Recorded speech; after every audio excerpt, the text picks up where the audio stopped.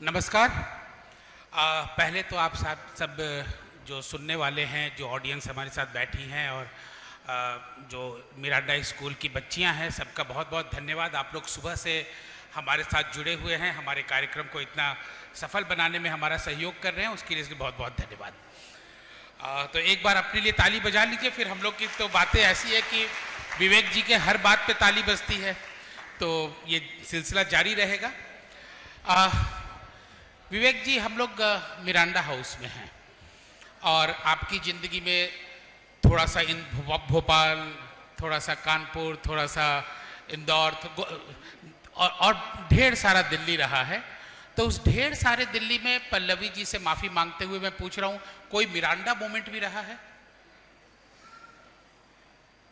आपको ऑन करना। बहुत बहुत धन्यवाद।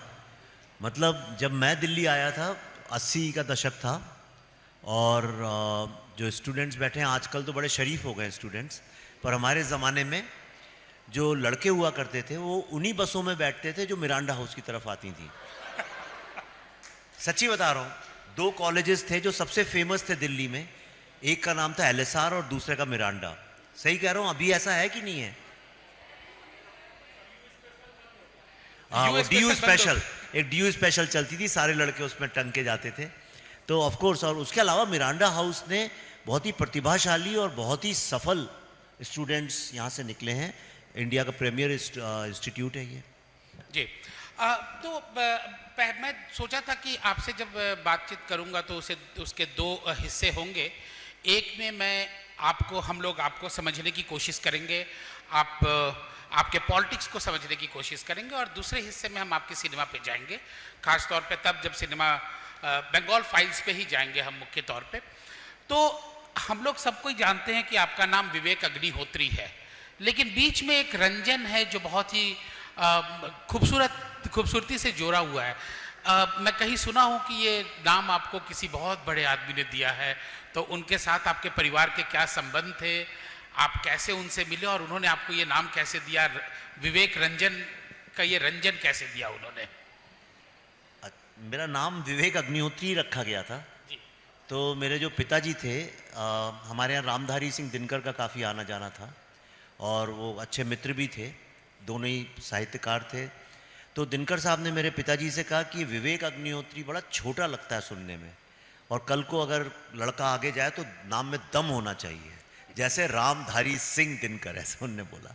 उस वक़्त वहाँ जबलपुर जो मध्य प्रदेश में एक ही हाई कोर्ट था, उसके जो चीफ जस्टिस थे उनका नाम विवेक रंजन सेन था, और पता नहीं क्यों वो उनसे प्रभावित थे, तो उन्होंने बोला इसके नाम के बीच में रंजन लगाओ, और ऐसे मेरे नाम में रंजन पड़ा जी। तो फिर दिनकर जी से आपके परिवार का संबंध क्या था? देखिए, मेरे पिताजी जो थे, दोनों मेरे माता पिता स्वतंत्रता संग्राम में सेनानी थे और दोनों काफ़ी जेल में भी रहे। मेरे पिताजी संस्कृत के महानतम स्कॉलर्स में एक थे और हिंदी साहित्य में काफ़ी थे। हिंदी ग्रंथ अकेडमी के डायरेक्टर भी रहे हैं और हिंदी साहित्य अकेडमी के भी रहे प्रेसिडेंट। इस तरह से तमाम जगह पे थे। तो काफ़ी ये सब शिवमंगल सिंह सुमन और गोपाल दास नीरज तो हमारे काफ़ी, यानी हमारे घर में ही रहते थे बहुत ज़्यादा। तो जितने उस ज़माने के, और आज जैसा नहीं था पहले कि अच्छा बड़े साहित्यकार हैं, तो पहले ऐसा पैसे का और मटीरियलिज्म नहीं था। लोग ट्रेन में बैठ के आ जाते थे बिना बताए, कभी भी सुबह आ गए तो दिनकर साहब आ गए किसी कवि सम्मेलन में तो रुक गए घर पे। तो ऐसे काफ़ी मैं बड़ा ही हुआ हूँ इन सब महान अज्ञे जी वगैरह जो थे सब, तो इन महान साहित्यकारों के बीच में ही बड़ा हुआ हूँ। तो रामधारी सिंह दिनकर, मेरे ऑफिस में उनकी कई फ़ोटो भी लगी हैं घर की हमारे, पर मुझे इतना पता है कि उनकी कविता में जो दमखम है उस वैसा ही उनका व्यक्तित्व भी था। और जब वो बैठते, एक रुआब था उनका, और वो जो रुआब है वो आता है बेसिकली चरित्र से। मैं एक बात यहाँ सब स्टूडेंट से बताना चाहता हूँ, महान काम के लिए महान चरित्र बड़ा आवश्यक होता है। उसके बिना आप पॉपुलर हो सकते हैं, आप बड़े सक्सेसफुल हो सकते हैं, बहुत सफल हो सकते हैं, सफलता का तो कोई वो नहीं है, लेकिन जो एक क्रेडिबिलिटी आती है आपके काम में, जो कि आपके काम को अजेय कर दे, लंबे वक्त तक चले, उसके लिए चरित्र की भी बहुत आवश्यकता है, ऐसा मेरा मानना है। जी, आपने पॉपुलर की बात कर दी, तो आप जिस समय बड़े हो रहे थे और जैसे साहित्यकारों से जुड़े थे, और इधर आपसे बात करने से पहले मैं कई बार आपके वीडियोस वगैरह देखा कि आपको समझने की कोशिश कर रहा था मैं, तो आप जिस लेफ्ट के प्रति आकर्षित हुए थे, और आप बहुत क्लेम करते हैं कि आप आकर्षित हुए थे, और आप तो यहाँ तक कहें कि आपके परिवार वाले आपको घर से निकाल रहे थे क्योंकि आप एकदम नक्सली हो गए थे, तो वो एक पॉपुलर वेव की वजह से था या कि आपको सच में लग रहा था कि इसमें दम है? देखिए, ये सोच के नहीं कि लेफ्ट की तरफ आकर्षित हो रहे हैं। होता क्या है, जब घर में जब आप जवान होते हैं, पहली बार कॉलेज जाते हैं, छोटे शहर में ख़ास तौर पे, तो आप उन मान्यताओं को तोड़ना चाहते हैं जो आपको सिखाई गई हैं। वो जो वैल्यूज़ आपको बताई गई हैं कि ये वैल्यूज़, उनसे हटना चाहते हैं, और इसमें कुछ गलत भी नहीं है। ये मेरा मानना है कि एक उम्र होती है 17 से 21-22 साल की, उसमें आपको दुनिया की हर मान्यता को चैलेंज करना भी चाहिए। अगर कोई कहता है ईश्वर है, तो आपको कहना चाहिए ईश्वर कहाँ है, बताओ मुझे। सवाल उठाने चाहिए, और आज का लेफ्ट और उस वक्त के लेफ्ट में थोड़ा सा अंतर है। थोड़ा सा नहीं, काफ़ी बड़ा अंतर है कि तब इतने जो लेफ्ट में जो लोग मुझे दिखते थे, अब देखा जाए तो दुष्यंत कुमार भी लेफ्टिस्ट ही माना जाएगा आज की तारीख में, हालांकि उस ज़माने में उन्हें इतना वामपंथी नहीं मानते थे। शरद जोशी को तो अब लेफ्टिस्ट ही मान लेना चाहिए। तो कई सारे लोग थे जो बीच में थे, सवाल उठाते थे, हरिशंकर परसाई वगैरह थे, लेकिन उनकी जो रचनाएं थीं वो देश की मिट्टी से तो जुड़ी हुई थी, इसमें कोई संदेह नहीं है। दुष्यंत कुमार की सारी कविताएं, आप शायरी उनकी देखिए, उनका भी बहुत आना जाना था। उनकी एक किताब जो पहली है वो मेरे पिताजी को ही समर्पित है। वो इमरजेंसी के वक्त की किताबें हैं और उस वक्त की लिखी गई हैं रोश में, लेकिन वो आज भी उतनी ही सार्थक हैं और उतना ही उनका रेलेवेंस है जितना उस वक्त में था। तो मेरा ऐसा मानना है कि एक उम्र में आपको सारी चीज़ों को चैलेंज करना चाहिए। लेकिन फिर हुआ क्या, धीरे धीरे मुझे समझ में ये आया कि जब स्टूडेंट्स चैलेंज करते हैं, युवा लोग, भाई क्यों कोई बात मानी जाए, सीखेंगे कैसे, वरना आपका परिपक्व कैसे होंगे, आपका दिमाग कैसे उसमें विस्तार होगा, अगर आप पूछेंगे ही नहीं कि भाई इस पहाड़ के पीछे क्या है, इस पर्वत के पीछे क्या है, इस चांद के पीछे क्या है, सूरज के पीछे क्या है, तो सारे इन्वेंशंस और डिस्कवरी कैसे होंगी। लेकिन मुझे ये लगा ये जो जिज्ञासा है और जो अपने जिस परिवेश से आप आए उसको तोड़ने की जो चाह है, इसको फिर धीरे धीरे पॉलिटिकल जो लेफ्टिस्ट लॉबीज, जो प्रोफेशनल पॉलिटिकल लेफ्टिस्ट लॉबीज हैं, उनने इसको एक्सप्लॉइट करना शुरू किया। जैसे फॉर एग्जांपल यूनिवर्सिटीज़ में कि अरे कोई वेजिटेरियन लड़का है तो उससे बोलेंगे अरे तुम नॉनवेज क्यों नहीं खाते हो, तो खाना चाहिए। तो जो कल्चरल वैल्यूज़ पे जो अटैक चालू हुआ, वो फिर मुझे लगा कि ये गलत है। वैचारिक रूप से तो आपको करना ही चाहिए।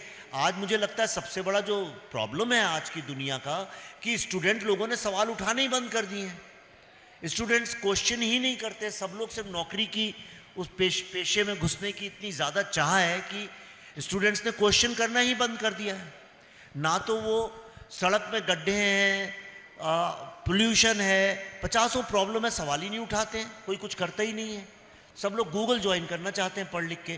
तो एक उम्र होती है जिसमें आपको सवाल उठाने चाहिए, चैलेंज करना चाहिए, आपको रिबेलियस होना चाहिए, और रिबेलियस होना ही इंसान का नेचर है और एवोल्यूशन है। लेकिन जब कोई उसे एक्सप्लॉइट करने लगे तो फिर उससे सावधान भी होना चाहिए, जो मैंने किया। जी नहीं, तो ये रिबेल जो आप कह रहे हैं, रिबेल तो मतलब आप जरूरी नहीं है कि आपको रिबेल के रास्ते से आप कम्युनिस्ट ही बने। रिबेल के रास्ते में आप देखिए, कम्युनिस्ट नहीं कह रहा हूँ, कम्युनिस्ट तो बनना ही नहीं चाहिए किसी को भी। नहीं, आप रहे हैं इसलिए मैं पूछ रहा हमारा दुर्भाग्य था या सौभाग्य था या उस वक्त इतना पता नहीं था। जो धारा, देखिए उस वक्त क्या है कि सारी जो यूनिवर्सिटीज थी उनमें इलेक्शंस होते थे, लाइक अ पॉलिटिकल इलेक्शन, और तब राष्ट्रवादी और राइट विंग की पार्टीज इतनी स्ट्रांग थी नहीं। दो ही पार्टीज जनरली होती थी, एक कांग्रेस की मेरे ख्याल से NSUI होती थी, और बाकी जो थी कम्युनिस्ट पार्टियां थी।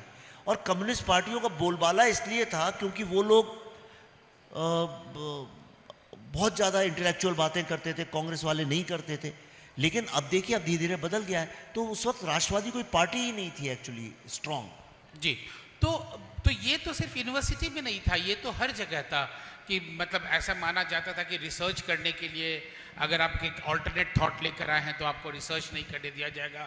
अगर आपने कोई ऐसा सब्जेक्ट लिया है जिस पे आप पीएचडी करना चाह रहे हैं तो उस पर काफ़ी स्क्रूटनी हो जाएगा। तो ये तो हर जगह था। तो मेरा ये पूछना ये है कि मतलब एक सर्टेन विचारधारा को मानते हुए आप अपनी ज़िंदगी की मतलब लगभग आधी ज़िंदगी आप जी लेते हैं, ठीक है, और फिर अचानक से एक दिन आपको लगता है कि नहीं आज से ऐसा नहीं। ये प्रोसेस क्या होता है समझने का कि ये अब नहीं, ये बहुत हो गया है, कि मतलब आप जानते हैं कि सिस्टम में लोग हैं, आपने ही बोला है सरकार किसी की भी हो, सिस्टम अपनी है, ये आपका ही लिखा हुआ है। तो आप जान रहे हैं कि मैं आधी ज़िंदगी जी चुका हूँ, मेरा इकोसिस्टम, मेरा जान पहचान, मेरी सामाजिक मान्यताएं सब एक तरह से मेरा पहचान बन गया है। और फिर एक दिन सोचना कि ये सारे लोगों से मतलब ये सारे सिस्टम से फ़ायदा जब निकालने का समय आया तो अब सोचना है कि नहीं भाई अब तो मुझे किसी और रास्ते चले जाना है। मतलब ये प्रोसेस क्या होता है आइडियोलॉजी चेंज करने का?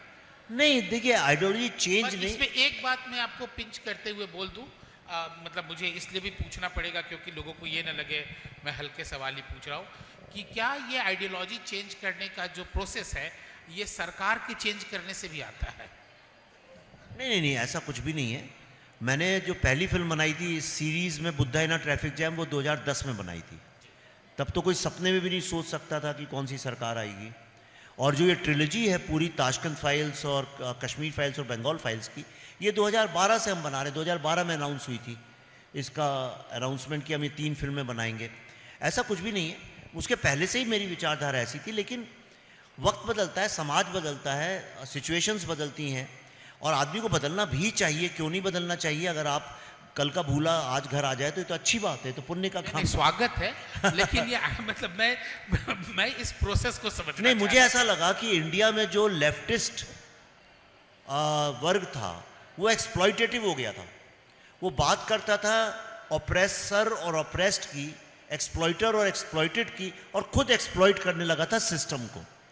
दूसरा जो मेरे को सबसे अधिक जो प्रॉब्लम था उससे, कि हमारी जो हिस्ट्री है पूरी, हमारा जो एक कल्चरल बैकग्राउंड है, उसको ट्विस्ट करके उसको गलत तरीके से लोगों के सामने पेश किया गया। जैसे मैं आपको एक बड़ा सिंपल एग्जांपल देता हूं। मैं स्टूडेंट से पूछना चाहता हूं जो यहाँ बैठे हैं, आप सबने गंगा जमुना तहजीब के बारे में सुना है? किसने सुना है? तो कई लोगों ने सुना है। जिन्हें नहीं सुना उन्हें मैं बता देता हूं। गंगा जमुना तहजीब का अर्थ यह माना जाता है कि बेसिकली हिंदू मुस्लिम मिलके रहें और सब एक हैं, यानी गंगा जमुना दोनों को हम मानते हैं, गंगा को भी मानते हैं, जमुना को भी मानते हैं, और ये तहजीब है। पहली बात तो मुझे ये बताइए कि इन दोनों नदियों का धर्म किसने निर्धारित किया? पता नहीं, दिल्ली सल्तनत से गुजरी तो मुस्लिम, और कश्मीर के, और जब मथुरा से गुजरी तो कृष्ण, और फिर पता नहीं कब वो नहीं तो गंगा भी कई सारे मुगल इलाकों से निकलते हुए गई है, इसमें तो कोई शक नहीं है। लेकिन एक ये अर्ध सत्य, पूरा जो ये पूरे वर्ल्ड में जो लेफ्टिस्ट सिस्टम है ये अर्ध सत्य पे बना हुआ है। एक ऐसी लॉजिक देंगे कि उसके आगे के सवाल आप भूल जाएंगे। अब मैं आपसे एक सवाल पूछता हूं कि जब जमुना गंगा में मिलती है तो जमुना क्या बनती है? क्या बनती है? मतलब जब कोई भी, मतलब यमुना अगर गंगा में मिलेगी तो गंगा बन जाएगी। कोई भी नदी जब गंगा में मिलती है तो गंगा बन जाती है। गंगा जमुना तहजीब सुन के आपको लगता होगा नहीं भाई, गंगा और जमुना दो अलग चीजें। जमुना गंगा में मिलती है तो गंगा बन जाती है, जमुना का अस्तित्व ही खत्म हो जाता है। ये आपको कोई क्यों नहीं बताता है? अगर जमुना से मतलब है कि वो मुगल पीरियड की तहजीब, तो जब वो तहजीब गंगा में मिलती है, मतलब जो सिंधु हिंदू तहजीब है, जब उसमें मिलती है तो उसकी तहजीब खत्म हो जाती है, अस्तित्व ही खत्म हो जाता है उसका। तो सिर्फ गंगा ही तहजीब रह जाती है, जमुना तहजीब खत्म हो जाती है। ये बात कोई क्यों नहीं बताता है? इसलिए ये अर्ध सत्य। आप मुझसे 4 सवाल, उनकी 4 आइडियोलॉजी की बात कर लीजिए, मैं आपको चारों का पूर्ण सत्य बता सकता हूं। जिस दिन मुझे पूर्ण सत्य समझ में आया उसके बाद मैंने कहा नहीं, अब इसको करेक्ट करने का टाइम आया है। तो मैं कैसे करेक्ट करता? मैं तो कोई हिस्टोरियन नहीं हूं। तो मैंने कहा जो मैं जानता हूं, जो मेरी कला है, स्टोरी टेलिंग है, फिल्म मेकिंग है, उसके मार्फत ये करता हूं। और इसीलिए मैंने बुद्धा इन अ ट्रैफिक जैम बनाई थी सबसे पहले, कि किस तरह यूनिवर्सिटीज में प्रोफेसर्स ही स्टूडेंट्स को ब्रेन वॉश करके देश के खिलाफ खड़ा कर देते हैं। और जब वो फिल्म रिलीज होने की बात आई तो सारी डिस्ट्रीब्यूशन कंपनियों ने मुंह फेर लिया। उनने मुझसे ये बोला भी, अरे मरवाओगे क्या यार। तब कोई ये मानता ही नहीं था 2010 में जब ये फिल्म बनी थी कि प्रोफेसर्स कभी स्टूडेंट को ब्रेन वॉश कर सकते हैं। और फिर क्या हुआ, 2014 के आसपास प्रोफेसर साईं बाबा दिल्ली यूनिवर्सिटी के थे, वो पकड़े गए। कितने सारे प्रोफेसर्स, ये तो फेमस लोग हैं, 70-80 तो मैं जानता हूं जो लोग पकड़े गए, जिनके ऊपर इंक्वायरी हुई। आप एक सवाल का जवाब दीजिए, नक्सल एरिया में, जंगलों में 1 लाख स्टूडेंट्स जाते हैं, तो उसमें 20-25 मार डाले जाते हैं, 1000, कई 10-20-25 हजार भाग के घर चले जाते हैं। तो उनका नंबर हर साल 1 लाख कैसे रहता है? मतलब कुछ नए लोग रिक्रूट करके भेजे जाते होंगे। अब ये रिक्रूट यूनिवर्सिटी में कौन करता है? बाहर का आदमी आके तो नहीं कर सकता है। तो जब मेरे को तंत्र समझ में आया तो मैंने कहा इस पे फिल्म बनाते हैं। तो इस तरह से मैंने अर्ध सत्य को पूर्ण करने के लिए अपनी कला का इस्तेमाल किया, जो कि सिनेमा था। और अभी आपने देखा है द बंगाल फाइल्स आई है, एक ऐसा भारत का दर्दनाक इतिहास जो किसी को पता ही नहीं था। ठीक है, मैं समझ रहा हूँ, लेकिन अभी भी मैं इतिहास की तरफ नहीं जा रहा हूँ। आप अपने जवाब में मतलब चूंकि हम सब कोई समझ सके आप उतना एलोबरेट कर रहे हैं उसको, लेकिन मेरा सवाल अभी भी वहीं पे मैं रुका हुआ हूँ। मेरे एक मित्र हैं, वो JNU के ABVP हैं। अच्छा। और उनकी पत्नी BHU की आयशा है। हंसी आ सकती है लोगों को, ठीक है। और मैंने उनसे पूछा था कि कैसे कर लिए यार, मैनेज कैसे कर लेते हो? तो बोले कि हम दोनों ही विद्रोही हैं बेसिकली। वो BHU का विद्रोह था कि वो आयशा बनी, और वो JNU का विद्रोह था कि वो ABVP बना। तो हम बेसिकली विद्रोही हैं। तो ये जो आपका देश से प्रेम या राष्ट्रवाद से प्रेम, देश से प्रेम तो आपका हमेशा से रहा होगा, मैं उस पर कोई सवाल नहीं, लेकिन जो राष्ट्रवाद और इस दक्षिणपंथ आइडियोलॉजी से जो की तरफ जो लगाव हुआ, क्या वो हार्वर्ड में अकेले रहने के आइसोलेशन से हुआ, कि यहाँ एक पूरा एक नरेशन है और उसके मेरा जो अकेलापन है वो मुझे एक विद्रोह करने की बात कर रहा है, और मैं मानता हूँ कि तुम जो सब बोल रहे हो मैं उसके अलग सोच सकता हूँ? नहीं, बहुत अच्छा सवाल पूछा आपने, मुझे दिल खुश हुआ ऐसा सवाल सुन के। हार्वर्ड में पढ़ाई करते वक्त अकेलापन था ही, और मुझे एक बात ये भी समझ में आई वहाँ पे कि भारत की वो पहचान विश्व में, उस वक्त की बात कर रहा हूँ, कि भारत की वो पहचान क्यों नहीं है जो भारत डिजर्व करता है। क्यों ऐसा है कि ये स्नेक चार्मर्स हैं? तब यही था, गरीब देश है, यहाँ सुपरस्टिशन है, हर देश में होती हैं अपनी अपनी प्रॉब्लम। लेकिन मुझे लेफ्टिस्ट होते हुए भी हिंदू फिलॉसफी पे बड़ा गर्व था, और चूंकि मैं इतने साहित्यकार और फिलोसोफर्स के बीच में बड़ा हुआ था, तो मेरी भारतीय दर्शन को लेकर थोड़ी समझ थी अच्छी उस वक्त में। तो मुझे लगता था ये जो दर्शन है हमारा, धर्म की बात नहीं कर रहा हूं मैं, समझ रहा हूँ, मैं दर्शन की बात कर रहा हूँ, जो वेदांत है, उपनिषद है हमारे, और उसके अलावा भी जो शंकराचार्य का सारा है, उसके बारे में लोग बात क्यों नहीं करते हैं? वो तो बहुत इवॉल्व फिलॉसफी है दुनिया की, और इतने बड़े बड़े फिलोसोफर्स का नाम है, हमारे फिलोसोफर्स का क्यों नहीं है? तो मैं वहाँ भी डिबेटिंग करता था हार्वर्ड में, मैं कई बार उसमें बोला भी हूँ। तो मुझे ऐसा लगा इसका कारण ये है कि जो लोग पढ़ने आते हैं यहाँ पे, वो ऑलरेडी एक एक्सट्रीम लेफ्टिस्ट विचारधारा से आते हैं, और हार्वर्ड में आके फिर लेफ्टिस्ट विचारधारा में फंस जाते हैं। अच्छा, आज सुबह यहाँ पे रश्मि सामंत आई थी। रश्मि सामंत ऑक्सफोर्ड यूनिवर्सिटी की प्रेसिडेंट रही हैं। उन्होंने लेफ्ट नहीं वर्ड यूज किया था। यही बात करते समय वो ये कह रहे थे कि एस्टैब्लिश्ड, उस यूनिवर्सिटी का जो एस्टैब्लिश्ड नरेशन है, उस एस्टैब्लिश्ड नरेशन में फिट होने के लिए सब एक साथ मार्च ऑन कर जाते हैं कि हम सब एक जैसी बात कर रहे हैं। तो आप उस कम्युनिस्ट के खिलाफ थे या वो एस्टैब्लिशमेंट के खिलाफ थे? देखिए, मैं किसी व्यक्ति के खिलाफ कभी रहता भी नहीं हूँ। मैं एस्टैब्लिशमेंट के खिलाफ रहता हूँ, जो सिस्टम है। जैसे मैं बॉलीवुड से मेरी लड़ाई है, वो सिस्टम के साथ है, किसी व्यक्ति विशेष से। बॉलीवुड एक एस्टैब्लिशमेंट है। एस्टैब्लिशमेंट से, एस्टैब्लिशमेंट का मतलब ये होता है कि एक टेम्पलेट है कि भाई ये दरवाजा है, इससे ही घुसना है आपको, ये दरवाजा इसी के नीचे से जाना है, इसी के नीचे से आना है, आप कोई और खिड़की खोल भी नहीं सकते हैं। तो जब आपको चार दीवारी में बंद कर दिया जाए, वो एस्टेब्लिशमेंट है, एक जगह है, इसमें आप आए, ऐसे ही बिहेव करना है आपको। लेकिन अगर आप रिबेलियस हैं और सवाल उठाते हैं तो आप उस एस्टेब्लिशमेंट पे भी सवाल उठना चाहिए। तो हार्वर्ड में क्या है कि आप वही सवाल उठा सकते हैं जिनकी अनुमति है। जिन सवालों की अनुमति नहीं है वो सवाल आप नहीं उठा सकते हैं। जैसे अभी देखिए वहाँ पे चल रही है बड़ी ये पैलेस्टीन और इजराइल को लेके बहस ज़बरदस्त, यूक्रेन और रशिया को लेके। ठीक है, आप पैलेस्टीन को समर्थन करिए, लेकिन अगर आप इजराइल के पक्ष में कोई आर्ग्यूमेंट करते हैं तो आपका देश निकाला, यूनिवर्सिटी निकाला हो जाएगा। मैं अब भी होके आया, पिछले महीने गया था मैं, तो मुझे पता है क्या स्थिति है। ये जो है, ये मुझे लगता है एक तरह की डिक्टेटरशिप है, ये एक तरह की फैशिज्म है। और इनका क्या है, दूसरा, ये सबको लेबल करते हैं। आप कुछ बोलेंगे, आपको बोल देंगे आप फैशिस्ट हैं, और खुद जबकि ऐसे ही हैं। तो ये मुझे एक्सपोज हो गया, मुझे समझ में आ गया।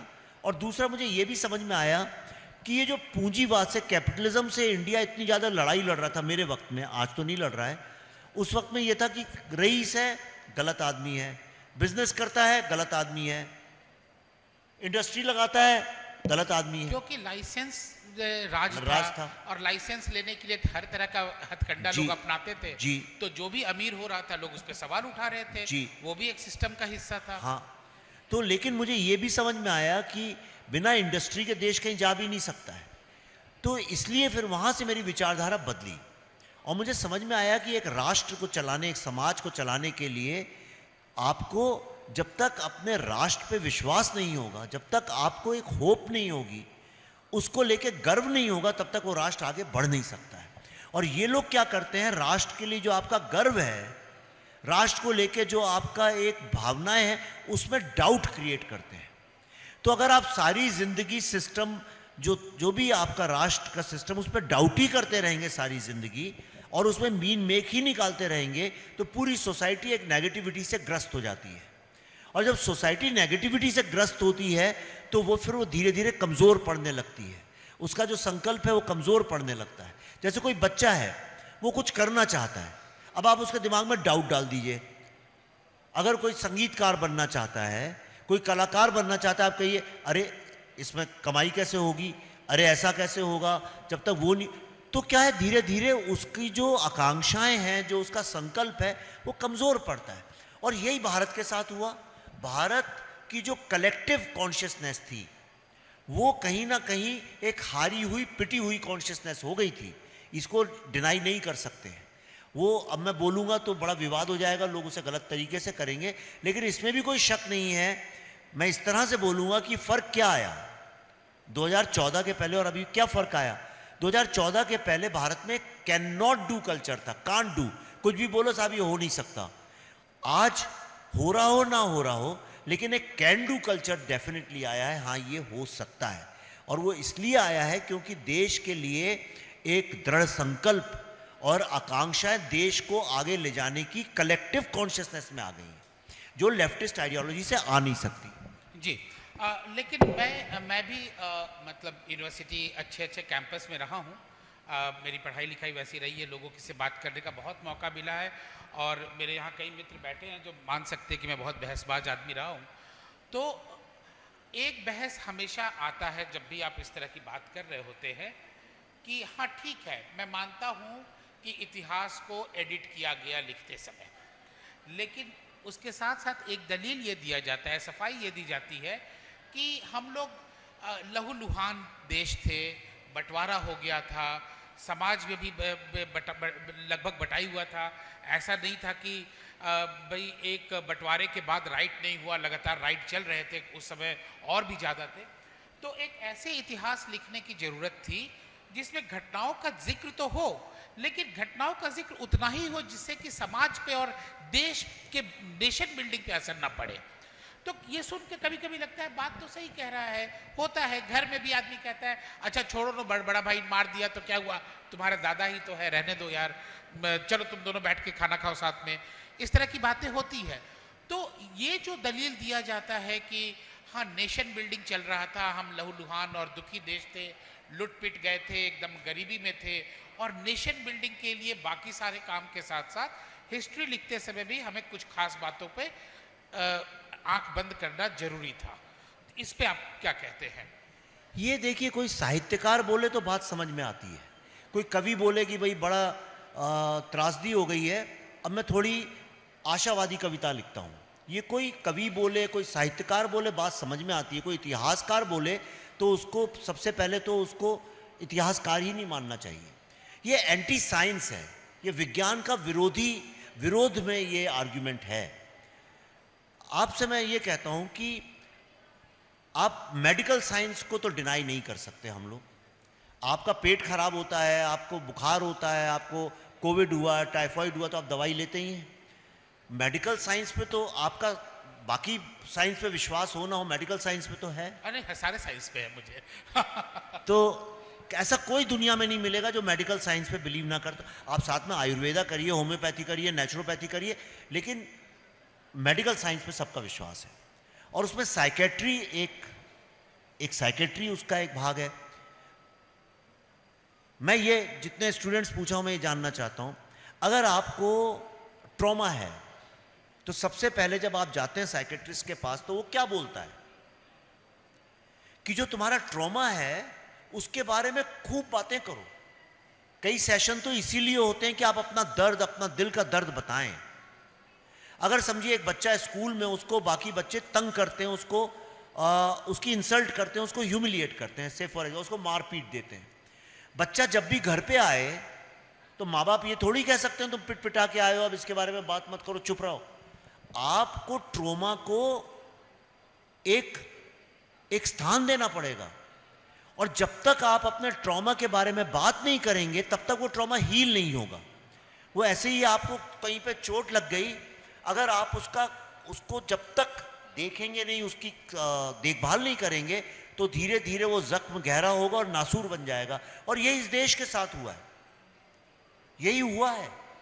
मेरी फिल्म में यही तो सवाल उठाया है हमने। जी बिल्कुल उठाया है। मेरा इतिहास को लेकर एक और आखिरी सवाल पूछूंगा, उस पर आपका विचार जानना चाहूँगा। आप कह रहे हैं कि बातें करना, मतलब हिस्ट्री दो जगह होती है, एक हमारे यूनिवर्सिटी के लाइब्रेरीज में हिस्ट्री है, मैं वैसे हिस्ट्री की बात कर रहा हूँ जिस पे रिसर्च है, या जिस पे मैं उपन्यास में लिखे हुए हिस्ट्री की बात नहीं कर रहा हूँ जो सेकेंडरी सोर्स से बनता होगा। एक यूनिवर्सिटी की हिस्ट्री है, एकेडमिक हिस्ट्री है, जो हमारे बच्चे पढ़ते हैं, स्कूल में पढ़ाया जाता है, और उसमें किसी को ग्लोरीफाई किया जाता है। अगर हीरोइक हिस्ट्री लिखा जा रहा है तो अगर उसे हम किसी इंसिडेंट की तरह लिखते हैं तो उस इंसिडेंट का इम्पोर्टेंस दिखाने के लिए या कम या ज़्यादा करने के लिए उस तरह से हिस्ट्री लिखा है। और वो एक रिसर्च का हिस्ट्री है, लोगों ने रिसर्च किया है, बिब्लियोग्राफी लिखा है, उसे सब कुछ सपोर्ट किया है। एक हिस्ट्री होता है जो मेमोरी का हिस्ट्री है, जिसे वर्बतिम का हिस्ट्री कहा जाता है। और अगर मैं बाहर निकल जाऊं और किसी ऑटो रिक्शा वाले से, मतलब वो भी पढ़ा लिखा होता है लेकिन एक अनपढ़ ऑटो रिक्शा वाले से मैं जाके पूछूं कि औरंगजेब को लेकर तुम्हारा क्या ख्याल है, तो वो बहुत कुछ नहीं बोलेगा, तो फिर भी बोलेगा अरे बड़ा फालतू आदमी था, बहुत कट्टर था, दो चार लाइन तो वो बोल ही देगा। उसको किसने बताया? उसके पिता ने। उसको किसने बताया? उसके दादा ने। उसको किसने बताया? उसके दादा ने, जो उस समय मौजूद थे। वो मेमोरी से हिस्ट्री चला आ रहा है। बेशक लिखने वालों ने नहीं लिखा, लेकिन बताने वाले ने तो बताया, तो हम तो बात करते रहे हैं। अब इस बात करने को हम कितनी देर तक और कितनी बड़ी बात बनाकर बात करते रहें, ये बहुत इंपॉर्टेंट सवाल है, क्योंकि इतिहास में सही गलत हुआ है, लेकिन हम कितनी देर तक उस पर बात करें। इसके बाद हम आपकी फिल्म पे बात करने आ जाएंगे। अब कितनी देर का तो देखिए कोई ऐसा साइंटिफिक पैरामीटर नहीं है, लेकिन एक बार तो बात होनी ही चाहिए। तो मैं तो एक ही बार बात कर रहा हूँ, मैं तो कोई 10 बार कर नहीं रहा हूँ उसके बारे में। सवाल ये है कि देखिए, इस देश का दुर्भाग्य, यंग लोग बैठे, मैं आपको बताता हूँ एक बात।